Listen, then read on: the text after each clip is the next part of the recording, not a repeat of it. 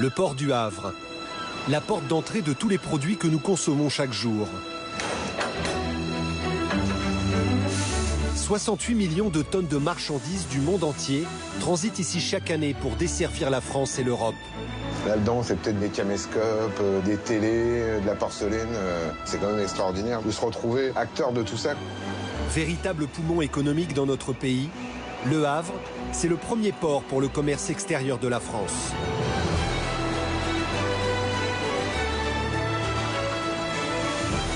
Et c'est parti, mon kiki. Donc c'est ce bateau-là, ce porte-conteneur, que nous allons crocher par l'arrière.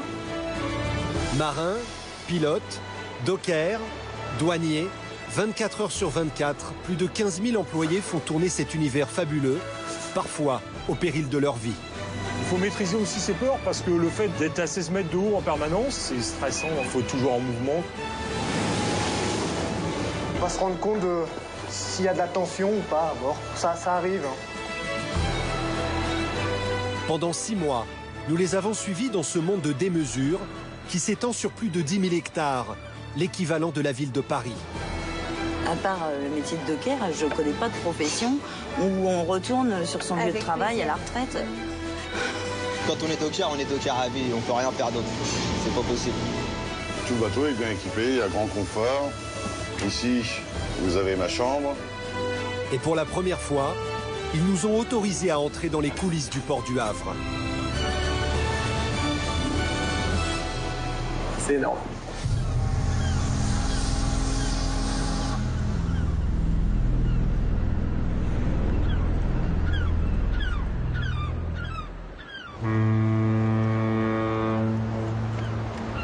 Chaque jour, 50 navires transitent ici. Parmi eux, les plus gros porte-conteneurs du monde. Ils mesurent près de 400 mètres de long. Pour accueillir ces mastodontes, Le Havre a fait bâtir Port 2000, un terminal unique en France, construit en eau profonde, sur un quai d'une longueur de 4 km. Chaque année, 300 gigantesques porte-containers viennent accoster ici.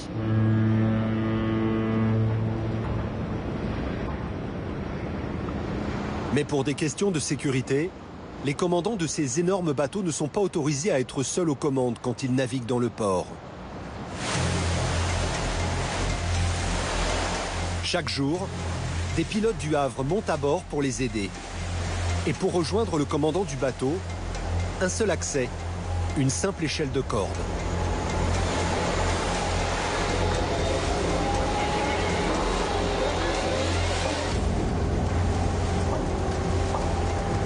Une mission à haut risque qui s'effectue alors que le navire est toujours en marche. Et ce par tous les temps, de jour comme de nuit.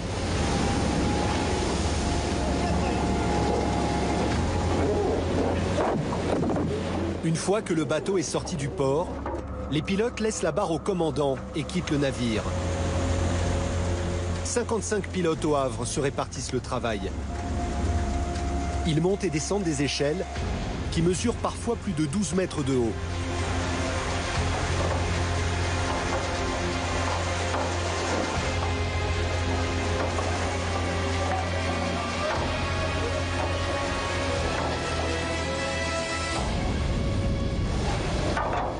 Xavier est l'un d'eux. Il est pilote au Havre depuis 10 ans. Faut pas tomber, faut pas glisser, faut pas lâcher non plus, quoi qu'il arrive. Et il faut faire attention de ne pas se faire écraser les jambes par la vedette. L'hiver, effectivement, quand il y a vraiment du mauvais temps, des grosses tempêtes comme on a eu, tomber à l'eau à 2 heures du matin dans une mer déchaînée, on sait que ça va être difficile. Ça va être difficile de retrouver la personne. Il faut la retrouver tout de suite. Soit on ne la perd pas de vue et on arrive tout de suite à la récupérer, soit effectivement, si on vous perd de vue, déjà vos chances sont très compromises.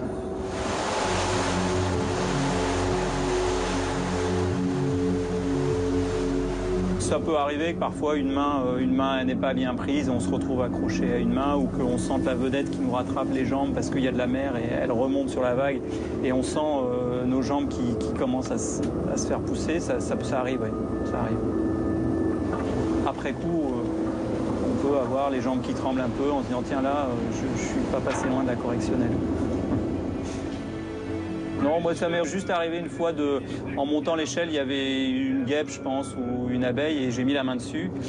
Et effectivement le réflexe c'est d'ouvrir la main. Donc j'ai ouvert la main et puis j'ai vu tomber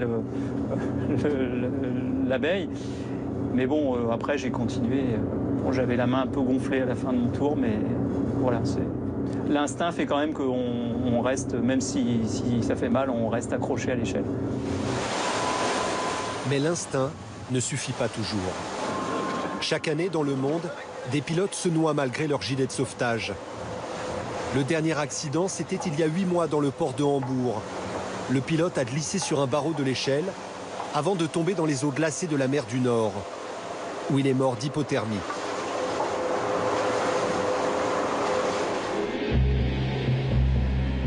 Mais l'autre défi pour les pilotes, c'est de manœuvrer les plus gros porte-conteneurs du monde. L'un d'eux s'approche, c'est un monstre. Il est aussi haut et aussi large que l'Arc de Triomphe de Paris. Et sa longueur équivaut à 4 terrains de football.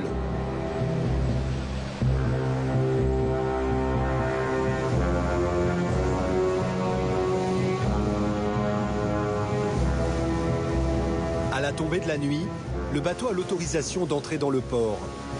Un pilote part le chercher. La manœuvre va être périlleuse, car ce soir, la mer est agitée. Alors, ça y est, nous sommes partis là, en route pour servir le CMA-CGM Jules Verne. C'est le plus gros navire français à l'heure actuelle. 396 mètres de long, 50 mètres de large, un peu plus. Donc là, nous sommes deux. Pourquoi deux? Parce que c'est quand même un bateau au gabarit exceptionnel. C'est vraiment un très gros navire. Il est très lourd. Là, ce matin, il est chargé à 15 mètres 10, donc il sera quasiment à son déplacement maximum. Il fait nuit, on a de la pluie, on aura peut-être un peu de vent. Donc, toutes les conditions sont réunies pour que ce soit un exercice où la concentration va être importante. Le géant des mers sort de la nuit.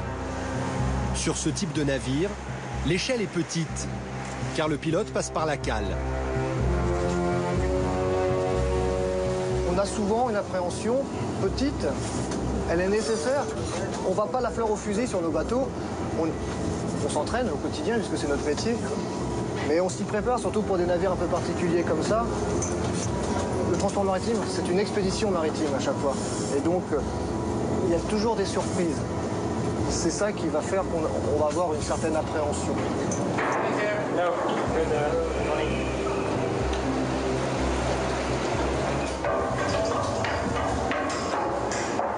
Le poste de pilotage est situé à 45 mètres au-dessus de l'eau. Là, on va arriver à la passerelle. On prend contact avec l'équipe passerelle, donc principalement le commandant. On va se rendre compte de s'il y a de la tension ou pas à bord. Ça arrive. Hein. Pas toujours, mais ça arrive. Thierry et Erwan, son copilote, doivent grimper 8 étages pour rejoindre le commandant. Bonjour. Bonjour, commandant. Bonjour. Commandant, bonjour. Le poste de pilotage est dans le noir complet pour que la vision de la mer soit optimale. Exceptionnellement, Thierry nous a autorisé à éclairer légèrement la passerelle. Premier geste, prendre contact avec la capitainerie du port. Havre-Port, c'est CMA-CGM Jules Verne, bonjour. Oui, bonjour à tous. Alors Thierry Gazangel, pilote à bord, Erwan Enaf aussi. On est à 1234, on fait route pour le Havre 11, Cap Whisky. Alors trafic, vent, s'il vous plaît. Ouais, bonjour messieurs, vous croiserez le Penn-Galiac à mise à bord à 5h30. Et le vent actuellement à Port-de-Mille, il y a 14-15 nœuds de sud-ouest. Très bien, merci. Donc on prendra 2 remorqueurs, s'il vous plaît. 2 remorqueurs, ok, je vous rappelle. À peine arrivé, l'une des situations les plus délicates se présente. Le croisement avec un navire sortant du port. Le pire des scénarios, ce serait quoi, là? Le pire des scénarios, c'est horrible. On préfère pas y penser. On n'a pas le droit de se tromper. Il y a trop de millions en jeu, trop de vie en jeu? Tout, oui, bon, forcément l'humain en premier, mais les sous sont pas loin derrière, quoi. Entre la valeur du bateau et son chargement, Thierry a plus d'1 milliard d'euros entre les mains. Salut Gilles, je viens de passer 5-6. Bon, j'ai ralenti, hein. Je vais au minimum. On se croise avant 17-18. Désormais, le seul maître à bord, c'est Thierry. Il va diriger le commandant ainsi que son second qui est à la barre. Il faut 15 ans pour être pilote au Havre, 5 ans d'études, puis 10 ans de navigation en mer. Les pilotes, c'est l'élite, le corps de métier le plus diplômé, le plus prestigieux du port. Il y a deux éléments quand on est dans une approche portuaire. Le commandant, lui, connaît très bien son navire, il maîtrise son équipage. Et nous, on est l'expert local, c'est-à-dire qu'on connaît toutes les contraintes liées à l'environnement. Parce que d'un pays à l'autre, ou même d'un port à un autre, c'est souvent différent. Et puis, normalement, le pilote a une bonne dextérité à la manœuvre et une expérience importante pour faire face à toutes les situations. Et croiser un navire est particulièrement risqué. Le chenal qui mène au port n'est large que de 300 mètres. Un espace très étroit pour deux énormes bateaux. If you have trouble for steering, you tell me. Les deux navires se croisent.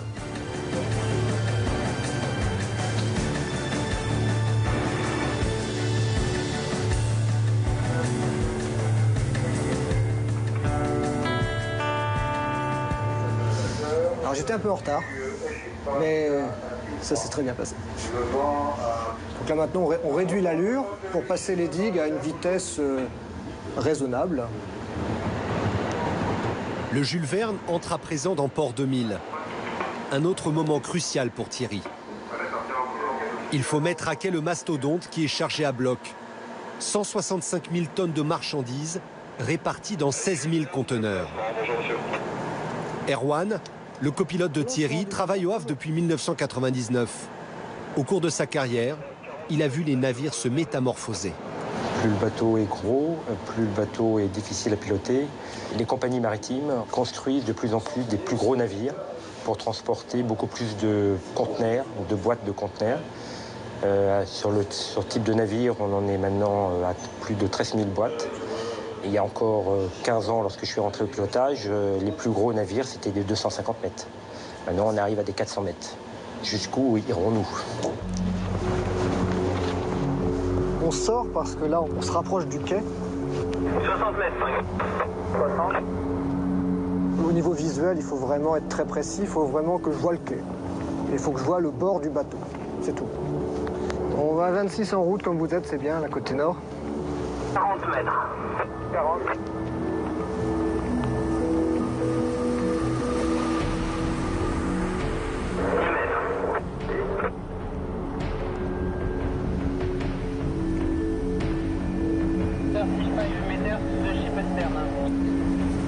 Ok. Donc là, il faut qu'on avance de 10 mètres à peu près. Thierry doit garer le navire au centimètre près. Sur le quai, la voiture avec le gyrophare lui indique la limite à ne pas dépasser. En avant très lente.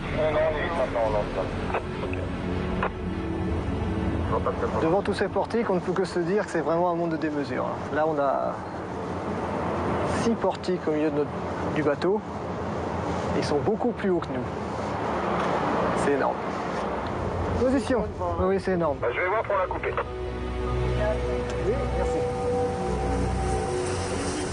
10, à reprendre demi. Plus que quelques centimètres et le porte-conteneur va toucher les défenses du quai. Oui, oui. Stop machine. Ça y est, le bateau est égaré. Bon là, ça s'est très bien passé, c'était fluide et puis surtout, on est arrivé à quai sans dommage. Et c'est ça qui compte. À l'aube, le déchargement commence. Il va durer 7 heures. À partir de maintenant, les conteneurs entrent dans le royaume des dockers. Ce sont eux qui vont prendre en charge les marchandises jusqu'à ce qu'elles quittent le port pour être livrées en France et en Europe. Chaque année, les dockers du Havre chargent et déchargent 2 millions de conteneurs. Et il faut faire vite. Ici, un bateau reste en moyenne une journée à quai.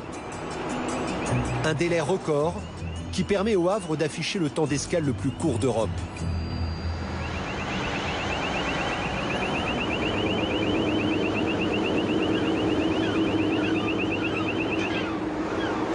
Charles fait partie des 2500 dockers présents au Havre. Sa mission, piloter ces immenses portiques. Il est 8 h du matin, il vient prendre sa relève. Salut Jérôme, c'est Ati. Bien, c'est bien passé? Là, il y a le secondaire qui a du mal à fonctionner, on fait un premier essai. Ok. Nous, on est en charge 40 en cale, là. Ok, ça marche. Bon bah écoute Jérôme, à la prochaine mon poulot. Donc voilà, la première chose pour un portiqueur, c'est de la prise de poste. Donc, première chose, réglage de son siège. L'ergonomie du poste. Donc, je vais gonfler mon siège, car mon prédécesseur était un peu plus petit que moi. C'est important d'avoir une assise confortable. Hop, sachant que le mieux, c'est comme ça. Les pieds bien calés et les coudes à peu près à 10 cm de l'assise. Voilà. Les jambes bien écartées pour avoir un bon angle de vue au niveau de son travail. Alors là, vous vous accrochez un petit peu, je vais aller chercher un conteneur. Chaque détail compte, car Charles va rester 2 heures dans sa cabine, à 43 mètres du sol. Sa concentration doit être optimale, car la cadence est soutenue. Il doit soulever et charger 30 conteneurs, soit un conteneur toutes les 4 minutes. Et pas question de les abîmer. Alors, la boîte n'est pas à l'aplomb. Ça fait 20 ans que je conduis les portiques à conteneurs. Je suis passionné par ce que je fais. Quand on a la chance de rentrer sur le port, on fait son métier du mieux possible, quoi. C'est grisant quand même de conduire tels engins. Hop. J'ai des centreurs qui m'aident à prendre le conteneur quand il n'est pas tout à fait en face. Je suis bien partout dans mon conteneur. Je verrouille, la lumière passe au rouge, c'est bon, il est verrouillé, je peux virer doucement. Il faut avoir une vue vraiment au top niveau. On nous appelle les hommes au regard d'aigle, ça rigole pas. On a un rôle important dans la chaîne logistique, on fait quand même partie des travailleurs qui faisons entrer et sortir toutes les marchandises en France et en Europe. Le Havre, c'est la porte d'entrée de toutes ces marchandises-là, quoi. C'est quand même extraordinaire de se retrouver acteur de tout ça, quoi. C'est important. Au début, on se pose la question, qu'est-ce qu'il y a dans ces conteneurs? Là-dedans, c'est peut-être des caméscopes, des télés, de la porcelaine.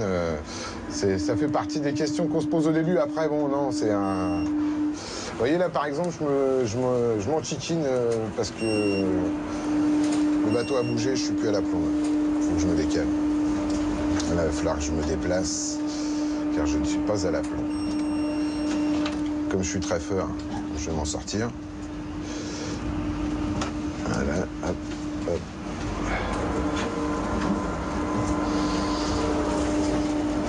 On pose les conteneurs juste à leur taille. Ils font 40 pieds et l'emplacement à bord du bateau fait 40 pieds. C'est sur 4 galoches. C'est 4 galoches ou 4 glissières, mais c'est vraiment au poil de cul. C'est vraiment très minutieux. Autrefois, il faut savoir que tout se faisait, ce qu'on appelait le divers, tout se faisait avec la main de l'homme. Hein. C'était des bordées entières de dockers qui déchargeaient tous les bateaux à l'intérieur de leur cale. Ça fourmillait de dockers partout, à bord des navires, à terre, dans les hangars. Jusque dans les années 70, les dockers travaillaient dans des conditions épouvantables, chargeant et déchargeant la marchandise à dos d'homme, au péril de leur vie. Les morts et les accidents de travail étaient nombreux.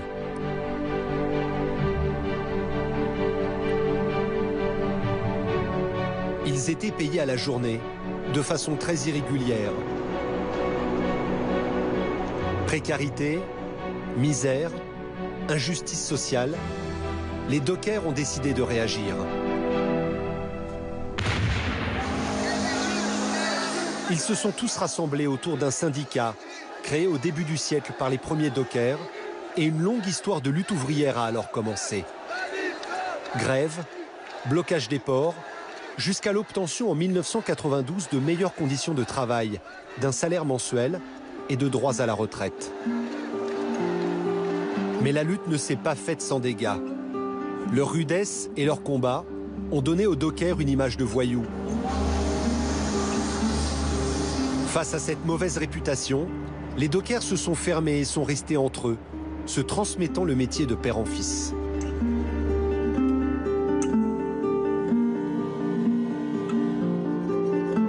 De ce passé de lutte, les dockers ont conservé une volonté féroce pour préserver leurs acquis.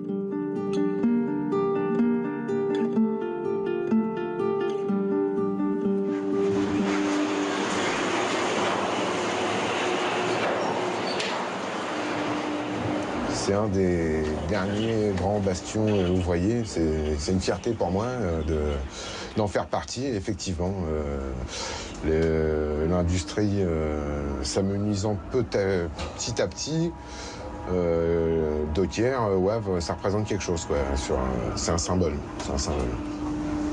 Et j'en suis fier, particulièrement, pleinement. Et ce que les dockers cultivent plus que tout, c'est leur esprit de famille. Nous sommes au foyer des dockers, là où toute la famille docker se retrouve pour déjeuner ou prendre un café. Il y a aussi bien des dockers en activité qu'à la retraite, mais aussi leurs épouses et leurs enfants. Moi, je me souviens de cette expression-là. Quand tu le disais, la tarte au début, enfin, faut connaître. Karine et Christelle sont filles de dockers. Elles ne travaillent pas ici, mais viennent de temps à autre. Enfin, moi, il n'y a pas une journée où je passe pas par le port pour aller travailler. J'adore. Moi, pareil, j'habite Honfleur, je pourrais passer par l'autoroute. Surtout pas. Mais jamais. Je passe toujours par le port. Et je passe devant le hangar 131, devant le 122, et voilà. Et c'est bête, mais...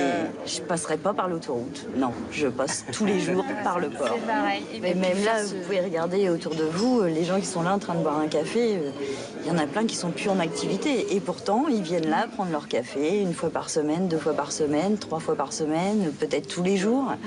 Comme papa, moi je sais que, voilà, papa il est à la retraite depuis un bon moment maintenant et moi je sais que quand je le cherche le matin, vers 11h, papa il doit être au foyer en train de prendre son café.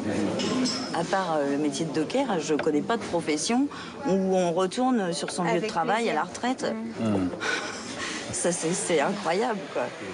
Voilà, c'est même les dockers qui sont en vacances viennent ici. Voilà, prendre leur café, venir chercher un sandwich. Voilà, il n'y a pas de profession où ça existe, à part celle-ci. Vous avez 2 filles. Honnêtement, vous avez regretté de ne pas avoir de garçon? J'ai pas eu d'autre choix que d'accepter la nature. Oh, t'es ravie. Daniel a 72 ans. Il a commencé sa carrière de docker en 1960. En déchargeant les marchandises sur son dos. Même si le métier s'est aujourd'hui mécanisé, les dockers ne souhaitent pas de femmes dans le port, car les tâches restent trop physiques. Nous, on n'est pas fils, on n'a pas pu rentrer sur le port. J'aurais aimé être un garçon juste pour ça. Voilà. Moi, j'ai comblé parce que j'ai toujours travaillé avec un lien avec le port, avec le transport, le port et tout ça. Donc, j'ai fait une petite aparté dans les banques, mais je suis revenue à mes premières amours, le port. Donc, je suis toujours plus ou moins en lien. Mais si j'avais été un garçon, c'est sûr que j'aurais voulu être docker. C'est clair. Ouais. Ouais. Et comme ils se disent tous bonjour, moi, ils se disent tous au revoir. Qu'est-ce que vous voulez dire par là? Vous allez au Havre, quand c'est un docker qui a décédé, que c'est ses funérailles, vous avez tous les copains qu'il a connus. Alors vous voyez un petit peu le peuple que ça fait, qu'il a connus, qui sont là, qui viennent assister. Moi j'ai perdu mon frère en 2010. Je peux vous dire qu'il y avait, je sais pas moi, 500, 600 personnes à ses funérailles. Mon frère était docker? Oui, oui. Puis on sait, enfin je sais que Karine comme moi, on sait qu'ils seront toujours là pour nous. Enfin voilà, même quand papa sera plus là, on sait que voilà, c'est une grande famille et qu'ils seront toujours là pour nous. Le plus tard possible, hein, mon papa. Mais voilà quoi, je sais qu'il y aura toujours des gens pour honorer sa mémoire. Et qu'est-ce qui vous émeut? Bah ça, de savoir qu'ils seront toujours là quoi. Ça va, bien sûr, là, ça me touche énormément, forcément. Disons que c'est la récompense d'arriver à un certain âge et d'entendre ça de la part de mes enfants. C'est ma médaille. Ouais. Bah oui, mais nous, on va repleurer.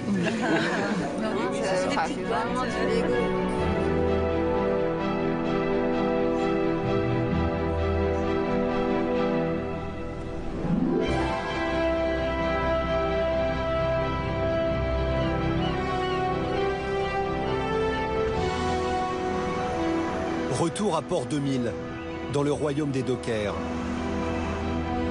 Après le déchargement par les portiqueurs, c'est maintenant aux chauffeurs de cavaliers d'entrer en scène.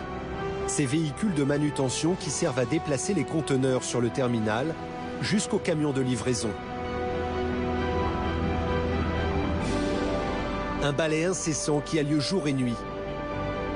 Les terminaux de Port 2000 peuvent stocker près de 100 000 conteneurs de marchandises sur plus de 170 hectares. Chaque jour, les cavaliers chargent et déchargent plusieurs centaines de semi-remorques en provenance de toute l'Europe.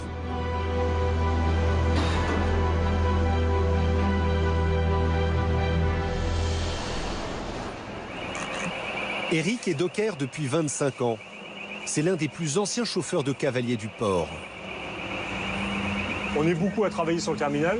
En permanence, il y a une trentaine ou une quarantaine de cavaliers qui travaillent en même temps.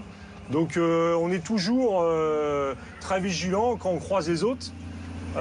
Parce que voilà, il faut savoir se faire sa place et puis respecter aussi les règles de sécurité, comme sur la route, hein, ni plus ni moins. Il peut toujours avoir un danger qui arrive sur le côté, dans l'angle mort. Là, sur le cavalier, c'est ça, sauf que l'angle mort, il est multiplié par 10 ou par 20 par rapport à un véhicule comme une voiture, par exemple. Eric déplace 15 conteneurs par heure. Ils pèsent entre 20 et 40 tonnes chacun.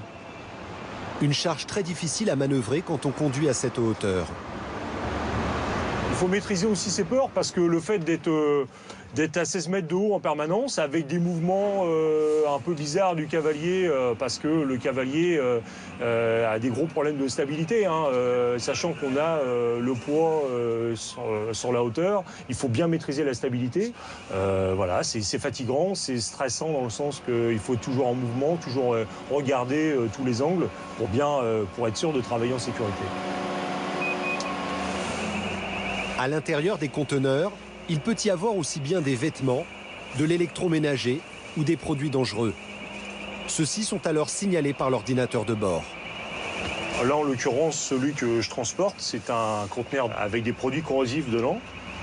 Il y a des conteneurs, ça peut être des explosifs, ça peut être des acides, ça peut être des gaz aussi. On transporte aussi des citernes avec des gaz toxiques dedans. Donc toutes ces marchandises-là nécessitent des précautions supplémentaires. Il faut les manipuler avec la plus grande précaution pour éviter les accidents. La marchandise sera livrée dans 4 heures dans la région parisienne. Là, on charge un routier. C'est des petits verrous.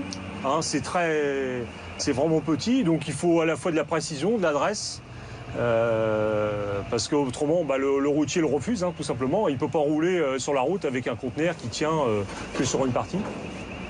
Donc après, lui, il fait le tour de son conteneur, il verrouille, et ça lui permet de rouler en toute sécurité sur la route, sans perdre son conteneur par terre.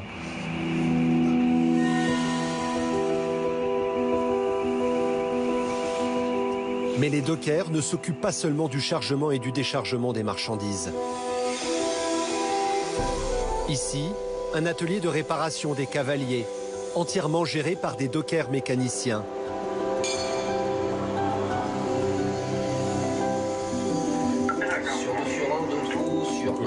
Aujourd'hui, les dockers gagnent en moyenne 2300 € par mois.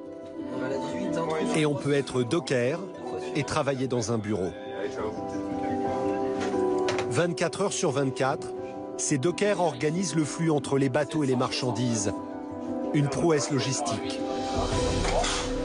Nicolas s'occupe du montage.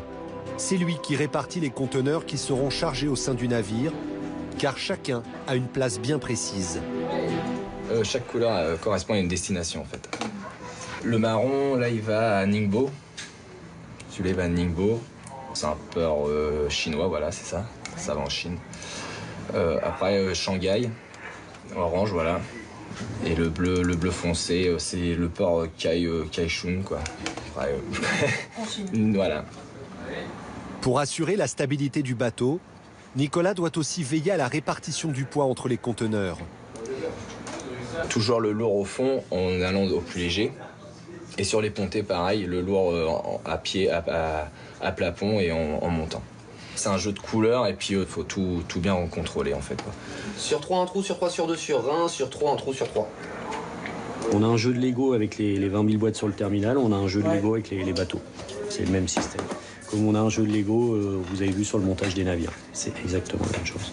Et vous aimez jouer? On n'a pas le choix. J'adore Tetris. Sur les 4, t'en as 2 qu'on avait en décharge à la 18.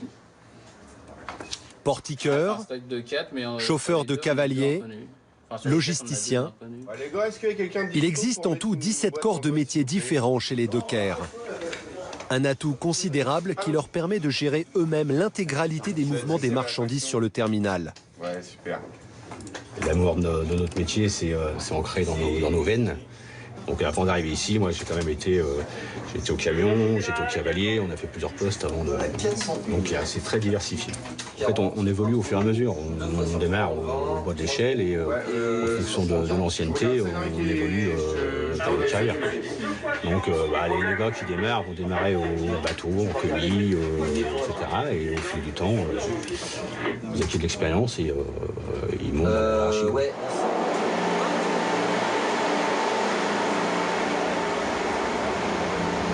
J'écoute. C'est nous sur le 8 là? Ouais, c'est moi sur le 8, ouais.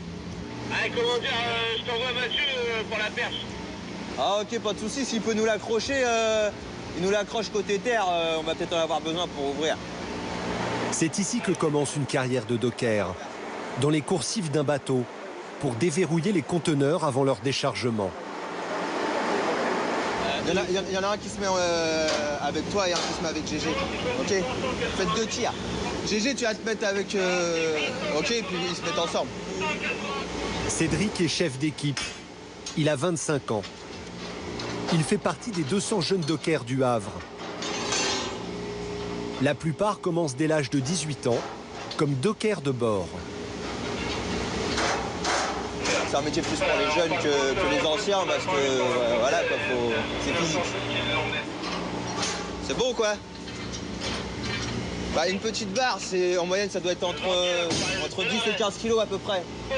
Après il y a aussi les grandes barres qu'on trouve essentiellement sur le large sur ce bateau-ci, qui font jusqu'à une trentaine de kilos quand même. Ça fait qu'il faut pouvoir quand même les porter et avoir ce qu'il faut là où il faut quoi.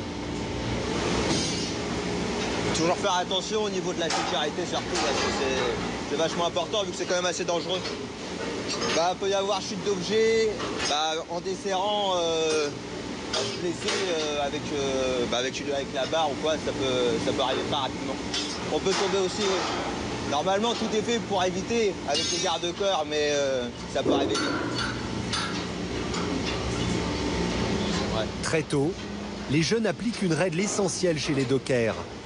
Une solidarité à toute épreuve.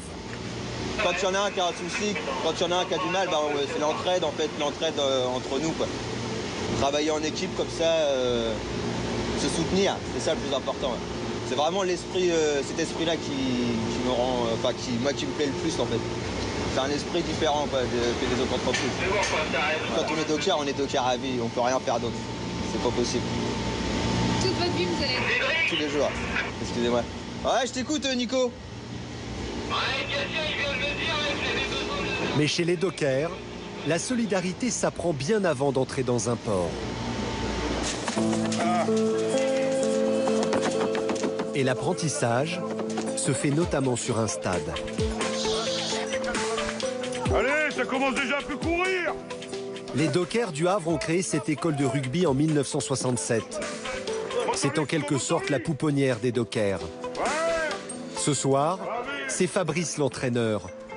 Sa famille est docker depuis 2 générations. Vas-y, va chercher.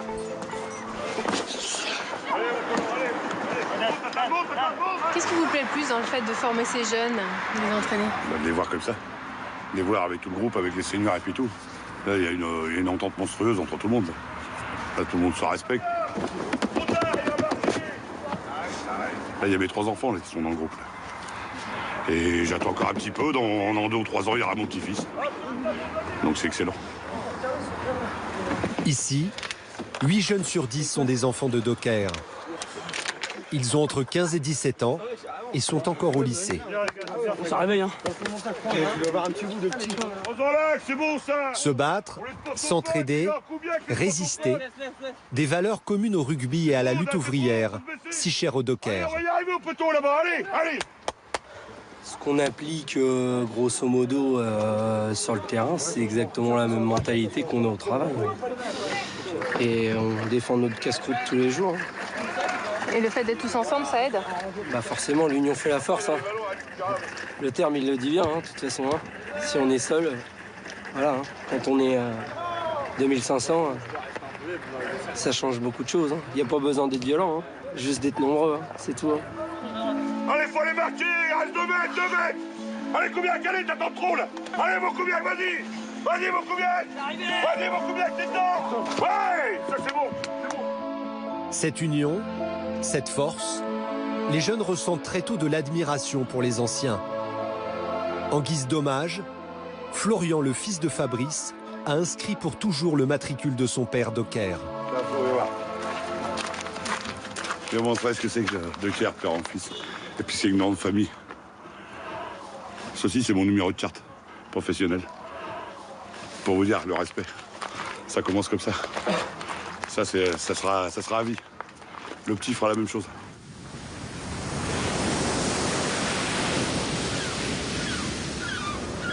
Retour dans le port. Il est 8 h du matin. Carlo prend son service. Allez, bon, c'est parti. On va aller rentrer un porte-conteneur. 260 mètres. Carlo est pilote de remorqueur. Il travaille au Havre depuis 30 ans. Les lunettes de soleil, parce qu'aujourd'hui, comme d'habitude, comme tous les jours, il y a du soleil au Havre. Havreport, VB10, bonjour.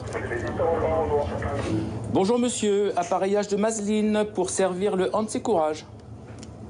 De tous les métiers portuaires, celui de Carlo est indispensable. Car si les gros bateaux ont besoin de l'aide des pilotes du Havre pour entrer dans le port, ils doivent aussi être remorqués. Ah, celle-ci va être belle. Voilà. Vous entendez la respiration du bateau? On dirait une baleine. C'est l'eau qui remonte dans les écubiers.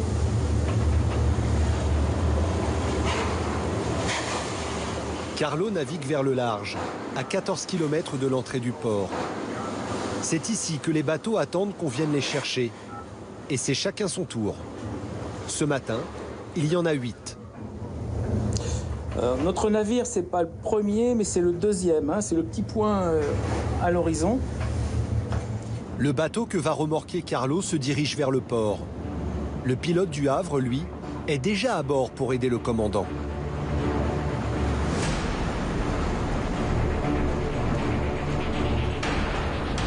On va le laisser passer.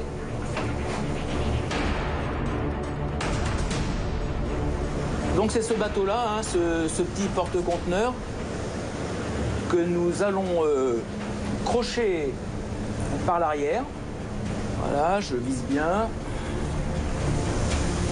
Et c'est parti mon kiki. Voilà. On se laisse dépasser et on va le rattraper. C'est l'étape la plus périlleuse de la mission de Carlo.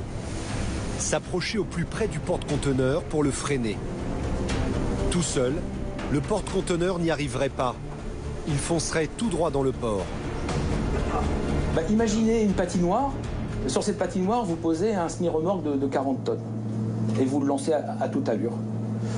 Bon, s'il freine, ses roues vont se bloquer et il continuera à glisser. Un navire, c'est la même image. Hein. S'il n'y a personne derrière pour l'arrêter, il peut courir à la catastrophe.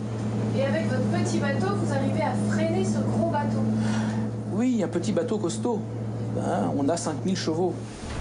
5000 chevaux, c'est exactement la même puissance que le bateau que Carlos s'apprête à remorquer. Voilà, on va se coller sur le tableau arrière.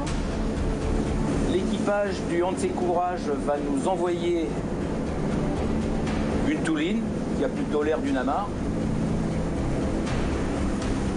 Voilà, attention. C'est un moment sérieux. Il faut beaucoup de concentration. Il ne suffit pas de faire une fausse manœuvre et de se retrouver avec un marin les mains entre la remorque et un point fixe d'un des deux navires. L'autre difficulté pour Carlo, c'est de bien se maintenir à l'arrière du porte-conteneur. Son remorqueur est tellement proche que s'il dévie, il pourrait être aspiré sous la coque du navire. Alors il faut anticiper parce que les filets d'eau vont nous envoyer soit à droite, soit à gauche. Donc je dois sans arrêt compenser pour pas que l'avant de mon navire parte à droite, parte à gauche. Frein desserré. En position, en position. Ouais, tirez au 18. 21 envoyé. Donc là, on va se laisser traîner jusqu'à ce que le navire nous demande de le freiner, de l'orienter soit à droite, soit à gauche. On est un gros gouvernail actif. Le navire entre maintenant dans Port 2000. C'est parti. Alors c'est un créneau, sauf que la voiture mesure 140 mètres de long. Et là, je vais faire en sorte que le navire soit le mieux positionné possible. Tout doucement, Carlo va aider le porte-conteneur à se mettre à quai. Le créneau va être long, le temps que le bateau soit parfaitement aligné. 10, juste raid au large. Juste raid au large, 10. Il est en contact radio avec le pilote à bord pour synchroniser leur manœuvre. Un tout petit coup au large. Un tout petit coup au large, 10. Voilà, donc je vais lui donner une impulsion au large, vraiment une toute petite impulsion. Et tiens bon. Voilà. 10, tiens bon. Donc l'impulsion qu'on vient de donner, Un petit mètre avancé, non? c'est à peu près 5 tonnes. Oui, c'est bien ça, donc de manière à dégager les deux bollards là. Après une demi-heure de manœuvre, le porte-conteneur est enfin à quai. Ouais, je suis largué, Claire. C'est terminé pour nous. Chaque année, les remorqueurs du Havre assistent 10 000 bateaux.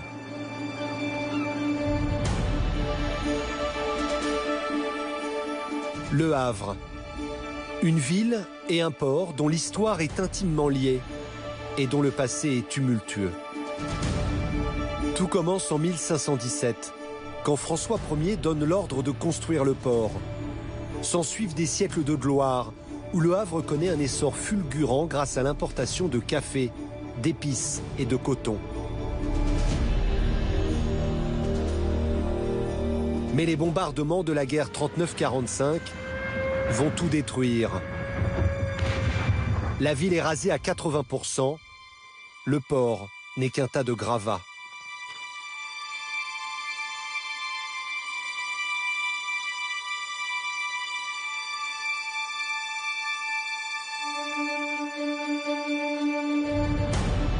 Après ce désastre, il a fallu reconstruire la ville. La mission est confiée à l'architecte Auguste Perret, qui choisit un urbanisme durable et économique. Il fait bâtir des barres d'immeubles en béton armé avec de nombreux étages. Cette architecture donne au Havre un cachet typique, inscrit au patrimoine mondial de l'UNESCO depuis 2005. De son côté, le port est aussi reconstruit. Il renaît enfin de ses cendres, notamment grâce aux importations de café. Cette activité existe encore aujourd'hui au Havre. Et c'est la dernière marchandise que l'on décharge toujours sur le dos, comme les dockers le faisaient jadis. Jean-François est importateur de café depuis 40 ans. Oui, Stéphane, il y a un peu de condensation là-haut. Il faudra regarder s'il n'y a pas quelques sacs. Ils n'ont pas mis de papier sur le dessus. En effet, ouais. Jean-François est présent à chaque ouverture de conteneur. Ce déchargement manuel lui permet de vérifier en un coup d'œil les sacs défectueux.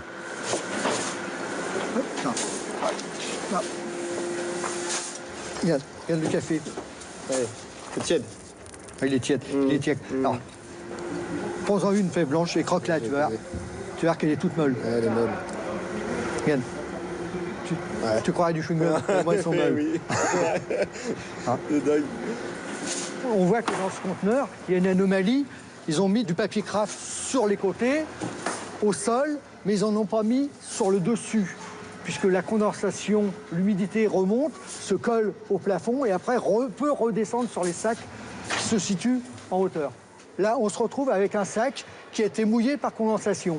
Donc tous ces sacs qui sont mouillés de cette façon vont être écartés, mis à part, pesés à part. Chaque sac pèse 60 kg. Dans le conteneur, il y en a 300. Les deux manutentionnaires vont donc répéter ce geste 150 fois.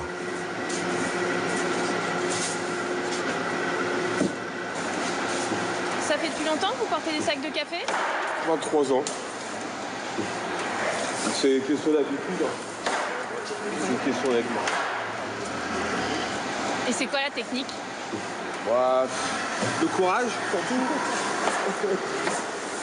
Courage, la foi et le moral. Le moral, la foi, le moral, le courage.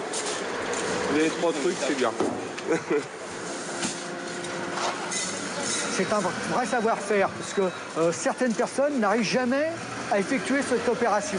On voit qu'il reste très peu de temps sur leurs épaules, parce que le but, il n'est pas d'avoir une pression constante sur le dos. Par contre, le sac doit transiter simplement sur l'épaule. Et il doit être mis parfaitement sur la palette, parce que l'empilage des sacs nous permet d'avoir un bon arrimage après. Puisque si on construit des palettes un peu bancales, on ne pourra pas avoir un empilage de palettes, ou alors tout risque de tomber. Chaque jour, 1 millier de sacs arrivent ici. Dans l'entrepôt, il y en a en tout 120 000. Mais aujourd'hui, il ne reste au Havre que 3 importateurs comme celui-ci.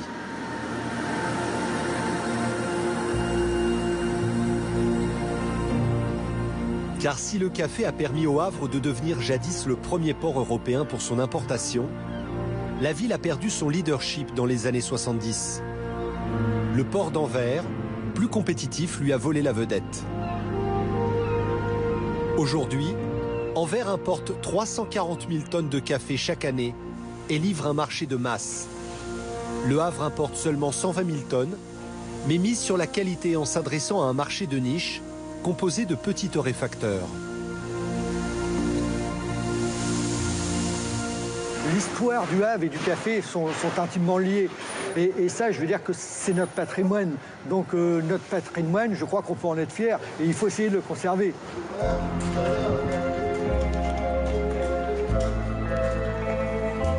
Ah, le meilleur moment de la journée. Et pendant que Jean-François et son équipe font la pause café, un peu plus loin dans le port, certains conteneurs sont mis à l'écart avant leur livraison, dans un entrepôt, à l'abri des regards.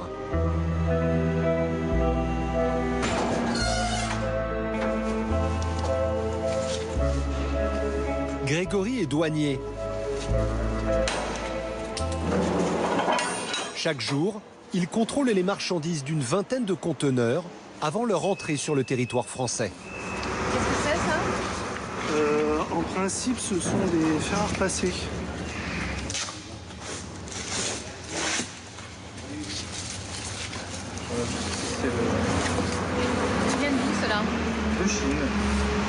Tout vient de Chine. Beaucoup de choses viennent de Chine. Hop là. Donc il nous faut une notice en français. Oui. Différentes choses qui apparaissent, la puissance en volt également. Donc c'est bon. Donc normalement on a une plaque, elle doit être dessous je pense.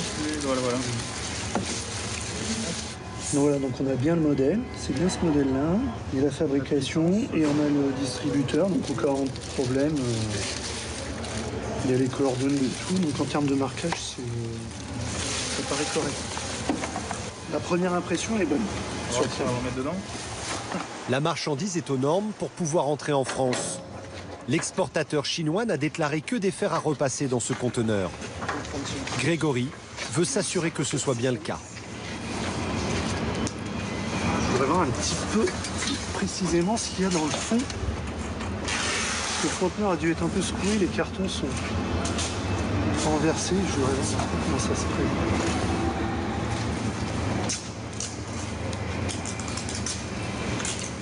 Je vais essayer de rentrer un petit peu plus dans le conteneur. Je voudrais voir un peu les références qu'il y a dans le fond. Parce que il y a différents types de cartons. Donc voir si ça colle, si je vois pas des choses qui sont pas normales. Grégory met un masque pour se protéger des gaz toxiques dégagés par les plastiques et les odeurs de colle des emballages.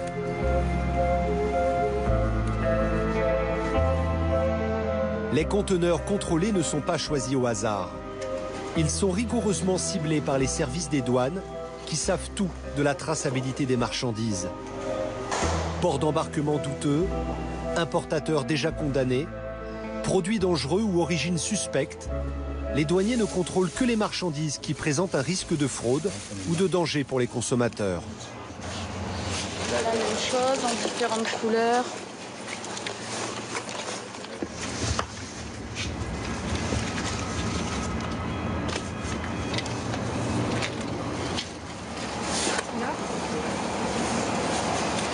Le chargement est propre dans le fond. Je pense qu'il n'y a pas... Là, comme ça, pour moi, il n'y a pas de problème. Aujourd'hui, rien de particulier à signaler. Mais 3 jours plus tard, les services des douanes vont faire une saisie de contrefaçon exceptionnelle destinée au marché de la banlieue parisienne. Ici, on a du, je crois, c'est Gucci. Prada aussi, qui était avec Polo, avec Chanel, avec Vuitton, avec Givenchy, avec... qu'est-ce qu'on avait d'autre? Dolce Gabbana. Alors ça, c'est une saisie qu'on a faite sur un conteneur en provenance d'Asie. Et donc, c'était donc déclaré sac à main. Et on a décidé d'ouvrir et on a trouvé donc des gros sacs en plastique tissé dans lesquels, en fait, il y avait une cinquantaine de pièces de sac à main avec une partie contrefait et une partie non contrefait. Donc là, c'est Chanel qui est contrefait à l'envers. Là, avec un magnifique GC. Voilà. Ici, vous avez Louis Vuitton.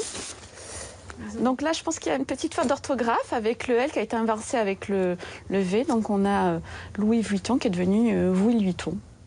Ah, celui-ci, il comporte une bonne faute d'orthographe. Il s'appelle Gianni Versace. Au lieu de Gianni Versace.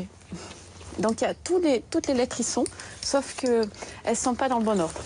Et puis tu vois, regarde ici. Au total, 886 sacs ont été saisis, de 22 marques différentes. Tu vois, regarde là, on voit Ils viennent de Chine, comme 80% des contrefaçons saisies au Havre. C'est sale, pour partie c'est sale. Ah oui. C'est censé être dans des dust bags en plastique dégueulasses. Ah oui, alors la fourrure, les poils s'arrachent, alors forcément c'est lamentable quoi, c'est vraiment...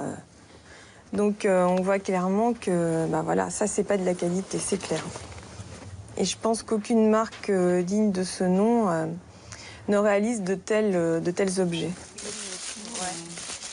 Chaque année, les douanes du Havre saisissent 1 million d'articles contrefaits. Et il y en a de toutes les sortes. Traditionnellement, on pense aux sacs à main, on pense aux vêtements, mais on a pu voir des couches contrefaites, des pièces détachées automobiles contrefaites, on a pu voir des porte-clés contrefaits, des coques de portable, des piquets de clôture.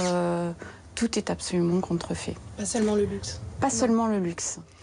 Après, du coup, moi, je ne connais pas forcément. Tous ces sacs ont été détruits et l'importateur va être poursuivi. Il risque 300 000 € d'amende et 3 ans d'emprisonnement. Ici,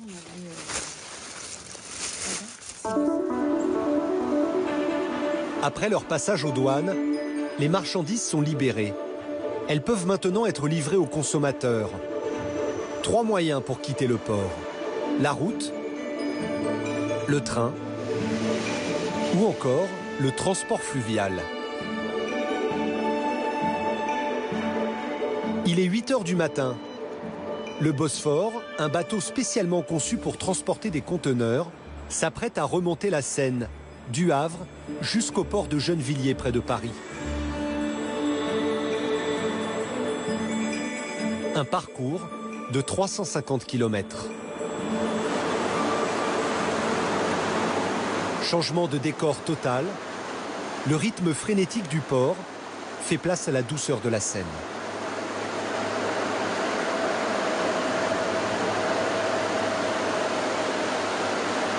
Bac de la Bouille, Bosphore, bonjour. Bonjour monsieur, donc passage La Bouille actuellement pour le fluvial. À l'approche sur vous dans quelques minutes, à la montée. Oui, bonjour monsieur, aperçu, hein. Bonne journée. Également, merci. Le capitaine, c'est Bruno. Il transporte des conteneurs sur la Seine depuis 10 ans. On monte sur Gennevilliers avec 200 conteneurs pour un tonnage équivalent à 1650 tonnes. Et on va faire une livraison demain matin à 5 h. Donc là, nous allons faire toute la vallée de la Seine, qui est magnifique à voir, très jolie. En plus, la météo va être au rendez-vous. Donc, parfait, quoi. C'est vraiment complètement différent. On n'est pas dans la pollution des gaz, dans les bouchons. C'est un grand plaisir.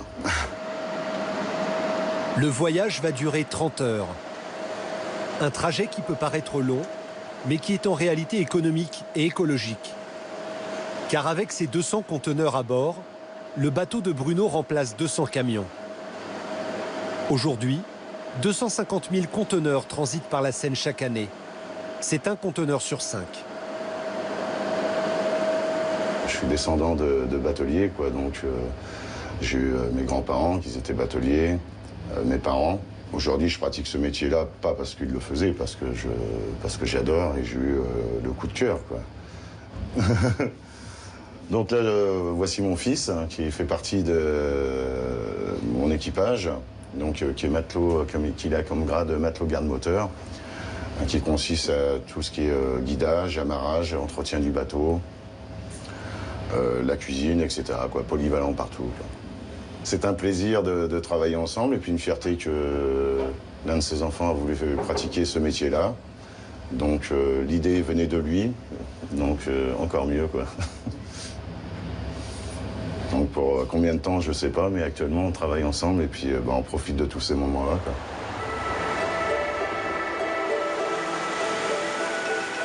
Bruno arrive maintenant au port de Rouen, le premier port européen pour l'exportation de céréales.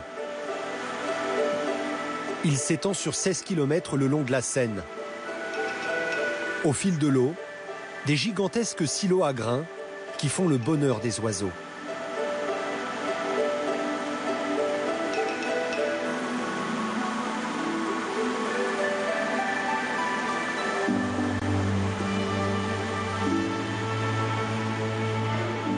Alors c'est des points stratégiques pour eux.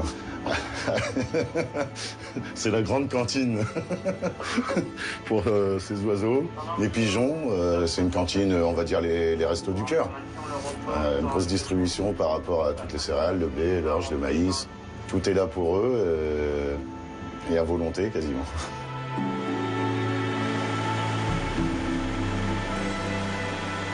Donc là-bas, vous apercevez la cathédrale. Le Bosphore montant d'aval le pont de Flaubert. Tu vas y aller, Jason? Donc pendant le passage, Jason va aller sur le nez du bateau parce qu'à chaque passage de pont, il va falloir descendre la timonerie et donc la visibilité devient nulle pour moi. Donc Jason va être mes yeux à l'avant.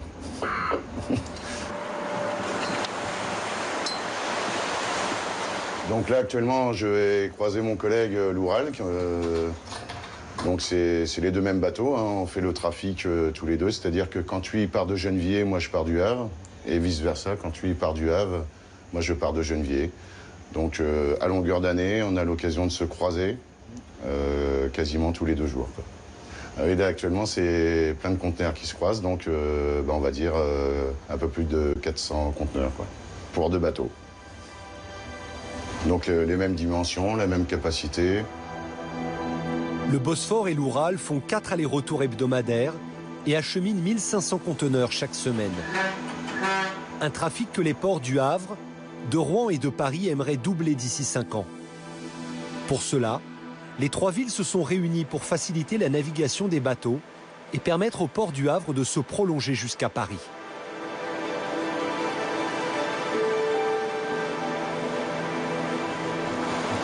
C'est là-bas. D'accord.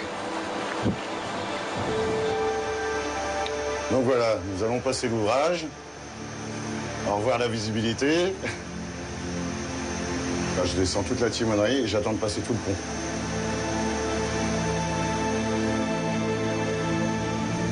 Ouais, c'est OK pour moi, Jason.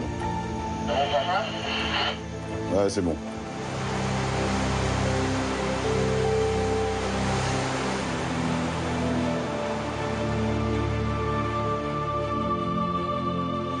Il faut faire attention aussi, surtout oui, aux conteneurs et surtout aux bateaux aussi.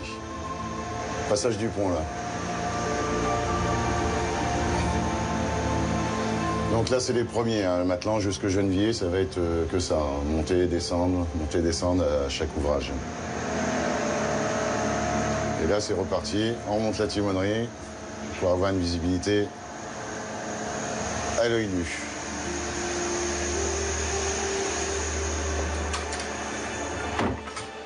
Bruno et Jason travaillent 1 semaine sur 2, mais ne sont pas seuls à bord. Ils sont 2 équipes et se relaient toutes les 6 heures.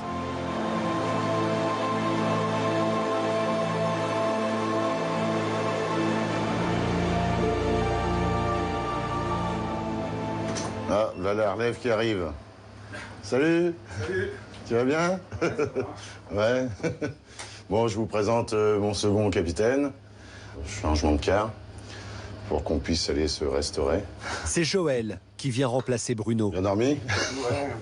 Ouais. Comme d'habitude.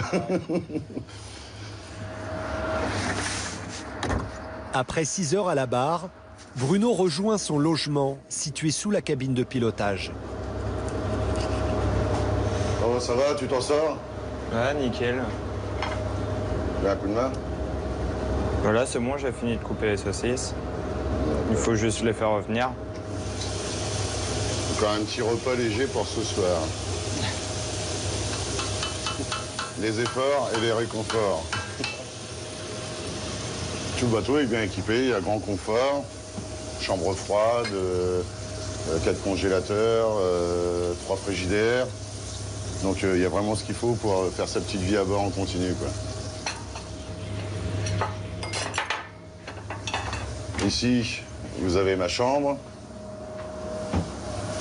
Au maximum, pendant un quart, 5h, 5h30 quoi, de sommeil. C'est l'un des meilleurs moments. Donc là, voilà, vous avez salle de bain, machine à laver, sèche-linge. La douche à l'italienne, la baignoire. Vous avez le temps de prendre des bains? Non. Non. Pas le temps.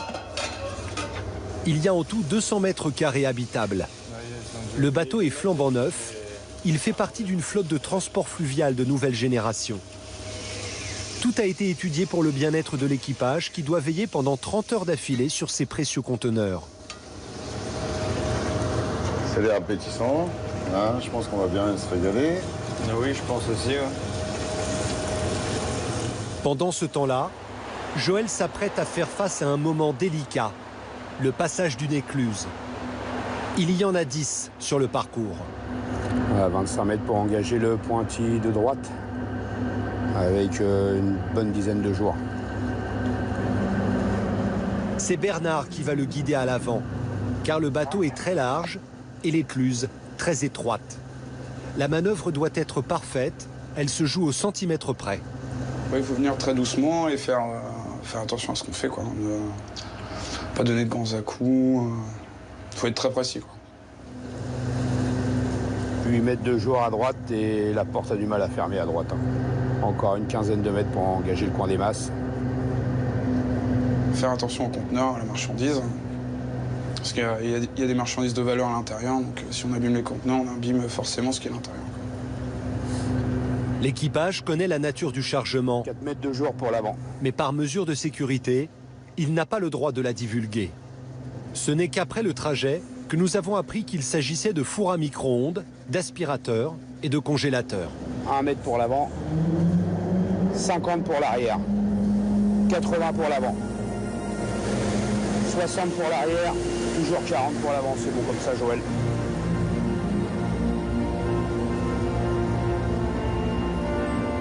C'est passé pour celle-là. Il reste encore 10 heures de voyage.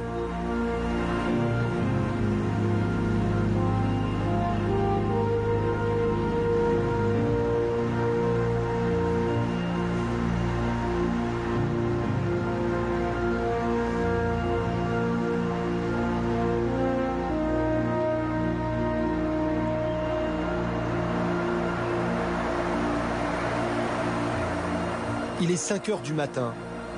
Le bateau arrive enfin au port de Gennevilliers, dans la banlieue parisienne.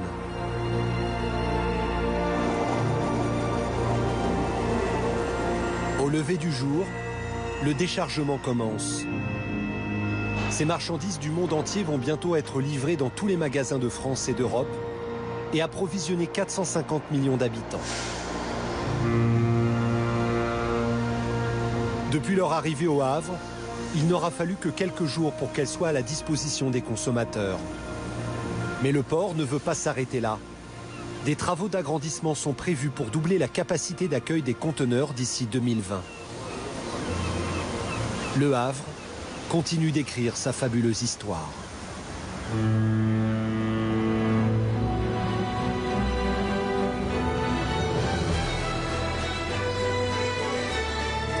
Après cet impressionnant documentaire sur la démesure du port du Havre et pour poursuivre notre soirée consacrée aux enjeux et défis du transport maritime, je propose de regarder ce reportage sur l'un des couloirs de navigation les plus fréquentés du monde. Il s'agit du détroit entre la Manche et la mer du Nord, entre la France et l'Angleterre, où plus de 500 navires se croisent chaque jour. Et le risque d'une gigantesque collision entre chalutiers, ferries, supertankers et bateaux de pêche y est permanent et occupe tous les esprits. Voici 24 heures dans le détroit, réalisé par Isabelle Billet et Antoine Morat. Je vous retrouve juste